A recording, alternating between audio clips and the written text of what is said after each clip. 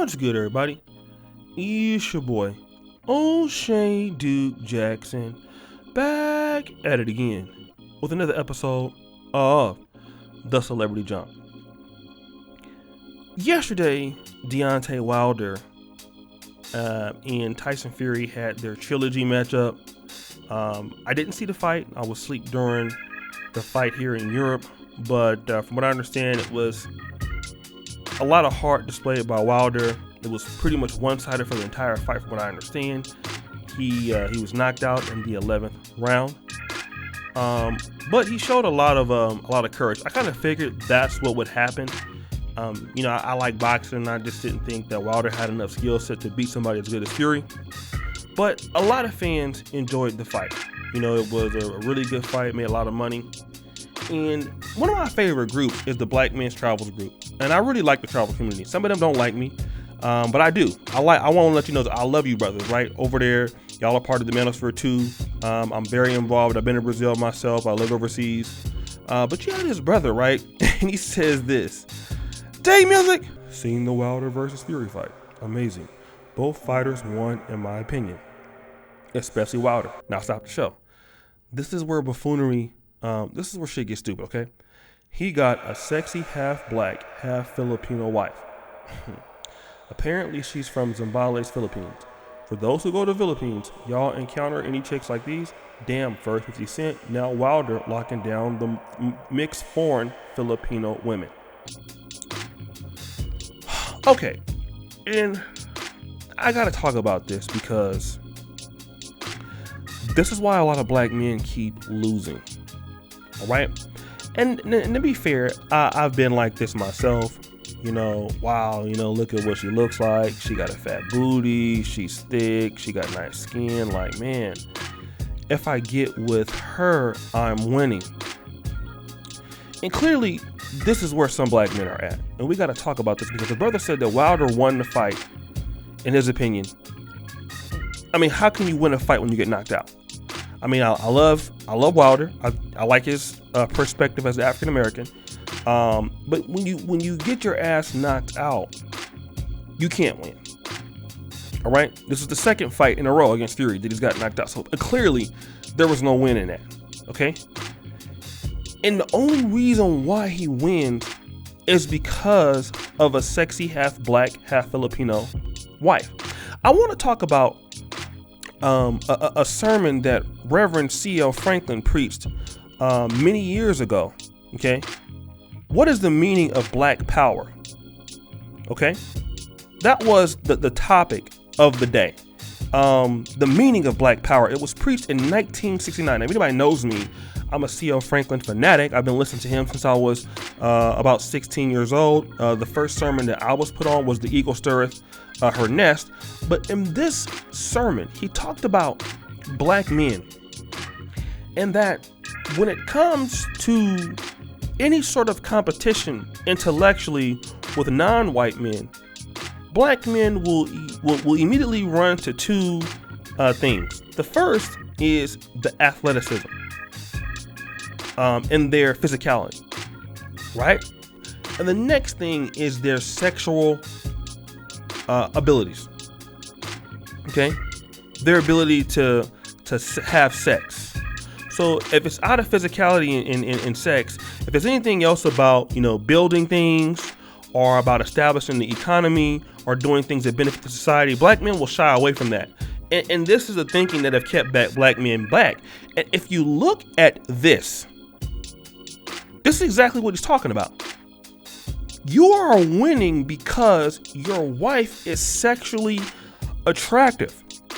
That makes you a winner. You don't actually have to do anything to be a winner, because you can win even if you lose. This is the kind of mentality that stifles the African American community. You don't have to really do anything to be successful. So since you can't do anything, we don't expect our men to achieve anything. Because your wife is half black and half Filipino, you're winning.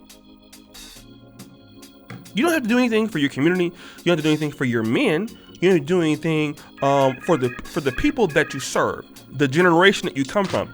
You're not judged on that. The only thing that you can do and be a winner is to get a woman that is half mixed or something, or get you a woman that has a big booty. That alone makes you a winner. Okay? And let me just say this. I know that we have talented African-American men that do travel, right? But I'm going to be honest with you. And this is and I'll leave the guys out in my equation that I believe that are in, like the Brazil and the DR and Colombia. I've heard about them, but I don't really encounter them as much. Guys that I have encountered with as much as the people that I've dealt with in on the continent of Africa, and the kind of black men that you meet over there are very similar to what you meet in America. Those are the black men who feel that all that I need to do, I'm here, I'm acting like I'm building, but really the only thing that I can offer is the fact that I'm from America, and I can really give you a good time in the bedroom. Okay? And if you are posting about this on your Instagram, other black men gonna give you some props. Wow, your chick is nice, she got a fat butt. Damn, bro, that's good. Like, damn, bro, you're winning.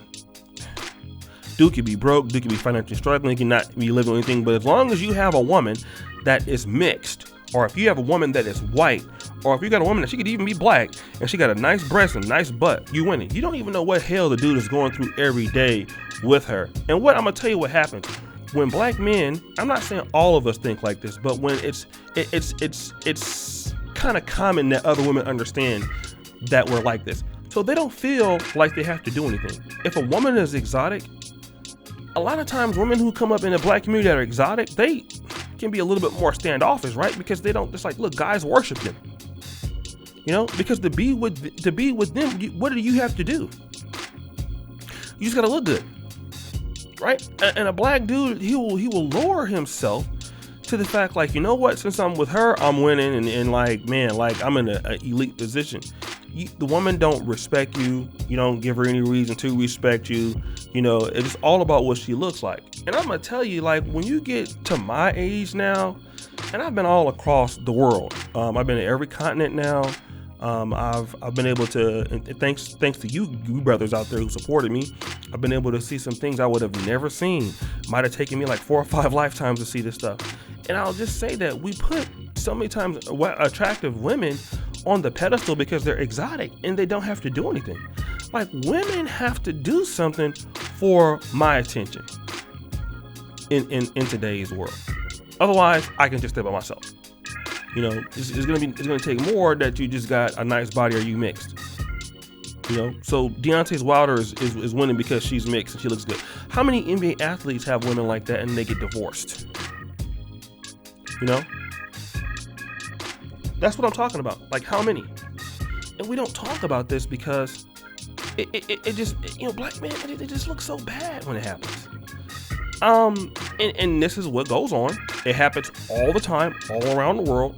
And a lot of times you see, even with women of other races, they don't have a lot of respect for a lot of our guys because they know that we're just so honored to be with them because, oh, they're white, or oh, they're Hispanic, or oh, they're mixed. And, they just, and a lot of times they don't even have to even be the best looking chicks, and we wonder why we don't get no respect. But guys, what do you think? It's your boy, O'Shea Duke Jackson, back at it again with another episode of Celebrity John. I really appreciate you for all that you do. Subscribe, hit the bell, check out the first comment to the top. And as you know, the buffoonery remains at an all-time high. I'm out.